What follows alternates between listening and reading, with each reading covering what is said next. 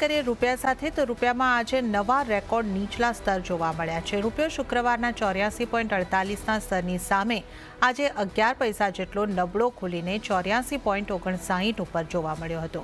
એક તરફ ભારતના જીડીપીના આંકડા અનુમાનથી નબળા રહેતા જોવા મળ્યા છે। 6.5%ના અનુમાનની સામે ભારતના Q2 જીડીપીના આંકડા 5.4% પર જોવા મળ્યા છે। અને આ ઉપરાંત ગયા સપ્તાહે ડોલર ઇન્ડેક્સમાં આવેલા ઘટાડા બાદ આજે નીચલા સ્તરેથી રિકવરી પણ આવતી જોવા મળી, જેને કારણે પણ રૂપિયો વધુ નબળો થતો જોવા મળ્યો છે।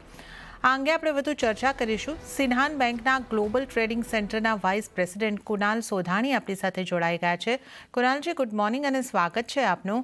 કુનાલજી, આજે આપણે જે રૂપિયાની અંદર નવા નીચલા સ્તર અહીંયા આગળથી બનતા જોઈ રહ્યા છે, 11 પૈસાની નરમાશ સાથે રૂપિયો આપણને આજે ખુલતો દેખાયો છે।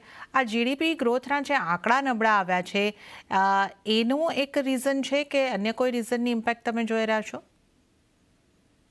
બહુ ધન્યવાદ તમારું। સો જીડીપી એક રીઝન છે, પણ મારા હિસાબથી સોલ રીઝન નથી।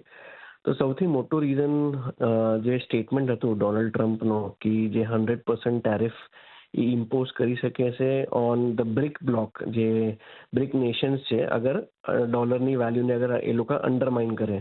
એના લીધે શું થયું, ચાઇનીઝ યુઆન, સાઉથ કોરિયન વોન, જેટલી પણ એશિયન કરન્સીઝ હતી, ઇન્ડોનેશિયન રૂપિયા, એ બધી વીકેન્ડ થઈ ગઈ।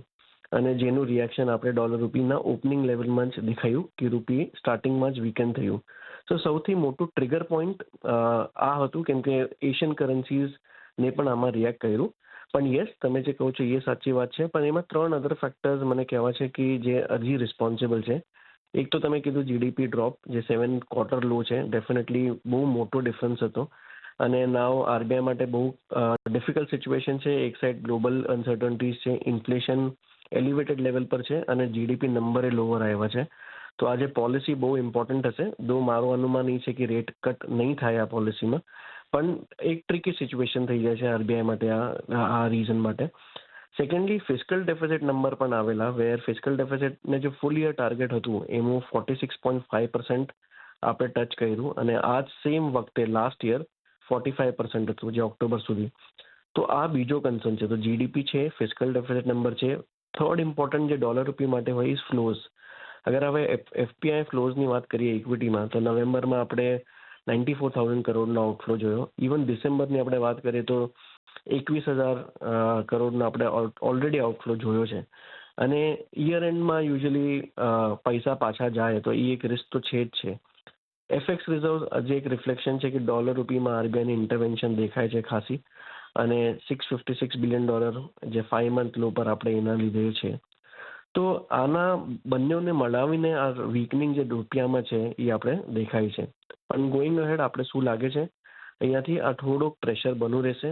અગર રૂપી થોડુંક અપ્રિશિએટ પણ થાય અહીંયા, તો આઈ થિંક એક ઓપોર્ચ્યુનિટી હશે આરબીઆઈ માટે કે ફર્ધર રિઝર્વ્સ એક્યુમ્યુલેટ કરવાનું, કેમ કે કાફી ડિપ્લીટ થઈ ગયા છે રિઝર્વ્સ, અને ગ્લોબલ અનસર્ટનિટીઝ સ્ટીલ પ્રિવેલ તો કરે જ છે।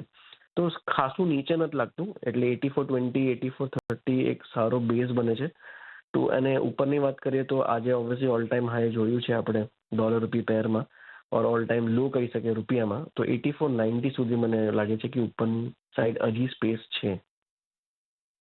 ઓકે, તો આપણે અહીંયા આગળથી રૂપિયાના જે નરમાશ આવતી દેખાઈ રહી છે એની ખાસ અહીંયા આગળથી ચર્ચા કરી છે। કુનાલજીએ તમામ રીઝન્સ આપણને સમજાવ્યો છે। કુનાલજી, આજે આપ જ્યારે જોડાયેલા છો તો આપની સાથે એ પણ સમજવું હતું કે જે આપે મુખ્ય કારણ ગણાવ્યું છે કે ટ્રમ્પની જે રીતની નીતિ છે કે જેમણે કહ્યું છે કે 100% ટેરિફ એ લગાડી શકે છે, એમના